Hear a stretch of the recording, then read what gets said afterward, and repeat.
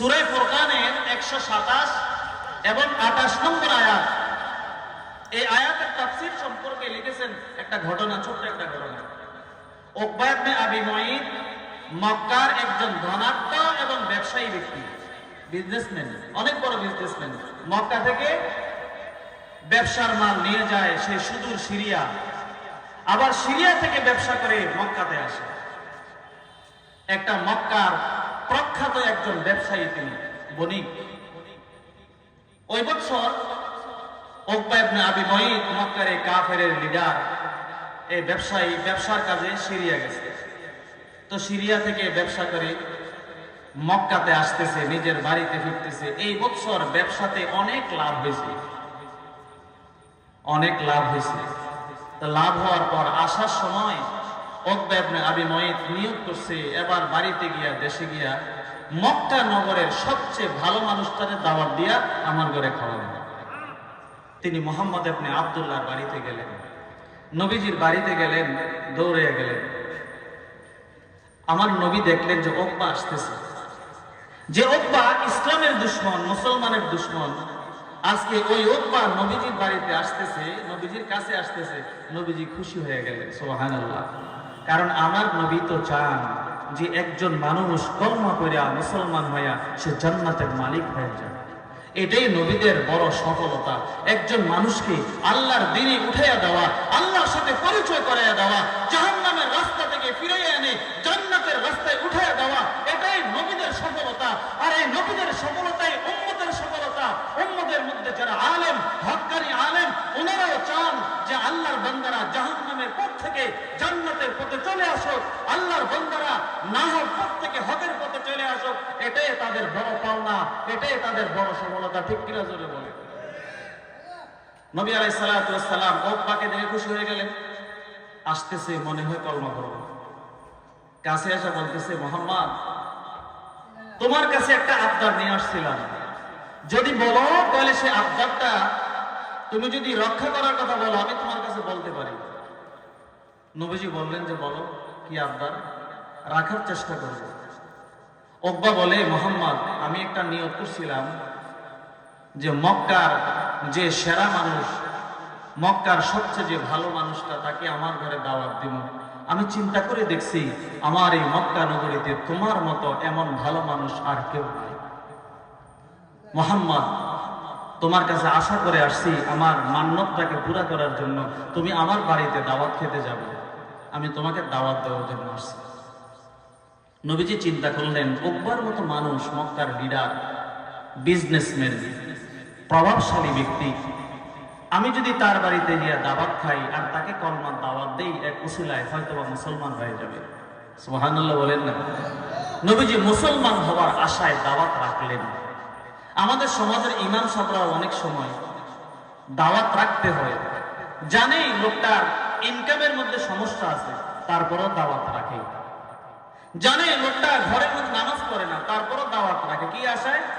দেখি না আমি গিয়া দাওয়াত, তার ঘরে দাওয়াত খেয়ে দুই একটা কথা বলবো, দেখি না আল্লাহ হেদায়েত দেয় কিনা, হয়তো আমার দাওয়াত খাওয়ার উসিলায় লোকটা নামাজি হয়ে যেতে পারে। ঠিক কিনা জোরে বলেন? উকবা ইবনে আবি মুঈতের বাড়িতে নবী আলাইহিস সালাম দাওয়াত খেতে গেলেন। নির্দিষ্ট দিনে উকবা তার কিছু মেহমানকে দাওয়াত দিছে, গরিব গোরাবাদেরকে দাওয়াত দিছে, মুহাম্মদকে দাওয়াত দিছে। নবীজি সাল্লাল্লাহু আলাইহি ওয়াসাল্লাম দাওয়াত খেতে গেলেন। দাওয়াত খেতে বসছেন, খানা খাবেন, লোকমা উঠাবেন। এমন সময় নবীজি বললেন, উকবা, আমি তোমার বাড়িতে আসছি, তোমার আবদার রক্ষা করছি। আমি তোমার বাড়িতে আসছি, তোমার আবদার রক্ষা করছি, খানা খেতেও বসছি, খানা খাবো।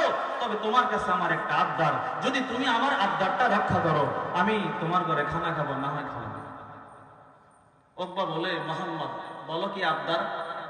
নবীজি বললেন, উকবা, এই মুহূর্তে যদি তুমি কলমা পড়ো, তুমি যদি এই মুহূর্তে মুসলমান হও, তাহলে আমি তোমার ঘরে খানা খাবো, আর না হয় আসলাম, খানা খাওয়া ছাড়াই চলে যাবো। উকবা বিপদে পড়ে গেল, কারণ উকবা তো মুহাম্মদকে মুসলমান হওয়ার জন্য দাওয়াত দেয় নাই, তার মান্যত পুরা করার জন্য দাওয়াত দিছে।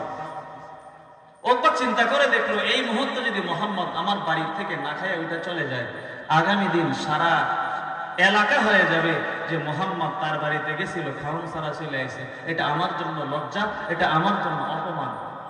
উকবা চিন্তা করলো, তাহলে একটা কাজ করি, মোহাম্মদকে খানা খাওয়ানোর জন্য হইলো কলমাটা বইরে নেই। এটা রাজনৈতিক কলমা। এটা কোন কলমা? কোন রাজনৈতিক কলমা। অনেক সময় দেখবেন যে যেই লোকটা নামাজ পড়ে না, রোজা রাখে না, যখন ভোটের সময় আসে চারটে চুপ্পা টুপি মাথার দেয় আর মসজিদের ভিতরে জুমার দিন গিয়া সামনের কাতারে দাঁড়ায়। ঠিক কিনা জোরে কোন? আমার ভাইরা, আন্তরিকভাবে যারা মুসলমান, আন্তরিকভাবে যারা নামাজি, এরা বছরের প্রত্যেক জুমায় এরা মসজিদে যায়, 5 ওয়াক্ত এরা মসজিদে নামাজ পড়ে, এরা সবসময় মানুষের সাথে সম্পর্ক রাখে। মানুষের সাথে যে লোকগুলো সম্পর্ক রাখে, ওই লোকগুলো আসলে মানুষের বন্ধু, দেশের বন্ধু। ঠিক কিনা জোরে বলে? আমার ভাইরা, উকবা কলমা পড়ছে। কলমা পড়ছে কি লেগে? মোহাম্মদকে খানা খাওয়ানোর লেগে। কলমা যখন পড়ছে, নবীজি বললেন যে ঠিক আছে আমি খানা খাই। নবীজি খানা খাইলেন, খানা খেয়ে বাসায় চলে গেলেন। এদিক দিয়ে খবর ছড়াইয়া গেছে, উকবার বন্ধু বান্ধব জানতে পারছে যে উকবা নবীর হাতে কলমা পড়ে মুসলমান হয়ে গেছে। পরের দিন সকালবেলায়, রাত্র যখন শেষ হয়েছে, সকালবেলায় উমাইয়া কিন্তু ওই দাওয়াতে আসে নাই। উকবার এক ঘনিষ্ঠ বন্ধু উমাইয়া ইবনে খালদ, মক্কার বড় দুশমন, ইসলামের চরম শত্রু, মুসলমানের চরম শত্রু উমাইয়া ইবনে খালদ। উহুদের যুদ্ধে যে উমাইয়া নবী আলাইহিস সালামকে হত্যা করার জন্য একটা ঘোড়া পালন করছিল, একদিন নবী আলাইহিস সালাম রাস্তার পাশ দিয়ে যাচ্ছেন, উমাইয়া ইবনে খালদ ঘোড়াটাকে আদর করতেছে, মুহাম্মদকে দেখে বলতেছে, মুহাম্মদ জানেন এই ঘোড়াটা কোন ঘোড়া? নবীজি বলেন এটা কোন ঘোড়া? বলে এটা হলো ওই ঘোড়া যে ঘোড়ার উপরে উঠা আমি তোমাকে হত্যা করব। নবী আলাইহিস সালাম বলেন, এই উমাইয়া, ঘোড়া লালন পালন করতেছে আমাকে হত্যা করার জন্য। আমার আল্লাহর ওয়াদা, আল্লাহু ইউসিমুকা মিনান নাস, ওগো নবী আমি আপনাকে লোকদের থেকে হেফাজত করব, এটা আমার আল্লাহর ওয়াদা। এরে উমাইয়া, তুই ঘোড়া বলতেছস আমাকে হত্যা করার জন্য, আর আমি বললাম ইনশাআল্লাহ আমি তোমাকে হত্যা করব। নবীজি যখন বললেন ইনশাআল্লাহ আমি তোমাকে হত্যা করব, উমাইয়ার ভিতরে এমন চিন্তা শুরু হয়ে গেল। উমাইয়া মনে মনে বলে যে মুহাম্মদ তো ওই ব্যক্তি জীবনে যে কখনো মিথ্যা কথা বলে না, আজকে যখন বলেছে সে আমাকে হত্যা করবে, তাহলে অবশ্যই মুহাম্মদ আমাকে একদিন হত্যা করবে।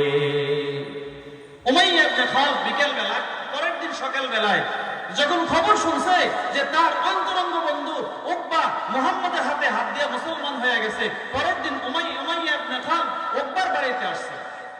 আয়েশা বলতেছে, উকবা আমার অন্তরঙ্গ বন্ধু, তুমি মক্কার বড় লিডার, আমি আর তুমি আর কয়েকজন, তুমি যদি মুসলমান হয়ে যাও আমাদের শক্তিটা দুর্বল হয়ে যাবে।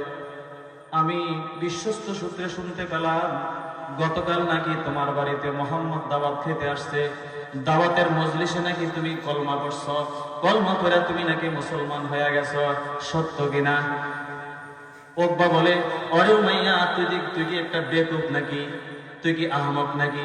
তুই এই কথা বিশ্বাস করলে কি কইরা আমি মুসলমান হয়ে যাবো? এই কথা বিশ্বাস করলে কি কইরা? উমাইয়া বলে, তাহলে মুহাম্মাদের সামনে যে কলমাটা পড়ছ, আরে কলমা তো পড়ছিলাম এটা মুহাম্মদকে ধোঁকা দেওয়ার জন্য। কি দেওয়ার জন্য? ধোঁকা দেওয়ার জন্য। উমাইয়া ডাক দিয়ে বলে, এই উকবা, যদি সত্যিকার অর্থে মন থেকে কলমা না পড়ে থাকস তাহলে আমার একটা কথা মানতে হবে, আমাকে প্রমাণ করতে হবে। উকবা বলে, কি সেটা? উমাইয়া বলে, আগামী দিন আমার সাথে তুই মুহাম্মাদের বাড়িতে যাইতে হবে, মুহাম্মদ ইবনে আব্দুল্লাহর সামনে গিয়া মুহাম্মদ ইবনে আব্দুল্লাহর চেহারার মধ্যে থুতু মারতে হবে। যদি মুহাম্মদ ইবনে আব্দুল্লাহর চেহারার মধ্যে থুতু মারতে পারস তাহলে বুঝবো তুই অন্তর থেকে কলমা পড়স নাই, এটা রাজনৈতিক কলমা পড়ছ। যদি আমার এই শর্ত মানতে পারস তাহলে বুঝবো তুই মুসলমান হস নাই, আর না হলে বুঝবো তুই মুসলমান হয়ে গেছস। উকবা বলে, আরে এটা একটা সাধারণ বিষয়, আমি তোমার শর্ত পূরণ করতে রাজি। পরের দিন উকবা ইবনে আবি মুয়ত এবং উমাইয়া দুজন নবী আলাইহিস সালাতু ওয়াস সালামের বাড়ির উদ্দেশ্যে রওনা দেয়। মুহাম্মদ সাল্লাল্লাহু আলাইহি ওয়াসাল্লাম হুজরা মুবারকের মধ্যে তশরিফ নিয়েছেন। এমত অবস্থায় উমাইয়া গিয়ে ডাক দেয় মুহাম্মদ, উকবা গিয়ে ডাক দেয় মুহাম্মদ। নবী আলাইহিস সালাতু ওয়াস সালাম মনে করছেন গতকাল উকবা মুসলমান হয়েছে, আজকে নতুন মুসলমান আমার সাথে দেখা করতে আসছে, মনে হয় কোনো জরুরি কথা বলবে। আমার নবী রহমতাল লিল আলামিন আগায়া গেলেন।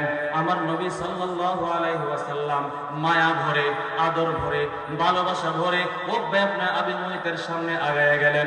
নতুন মুসলমানটা আসছে, মনে হয় নতুন কোনো কথা বলবে, জরুরি কোনো কথা বলবে।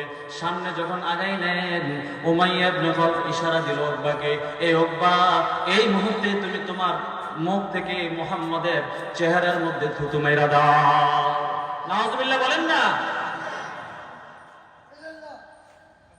আমার ভাইরা, যে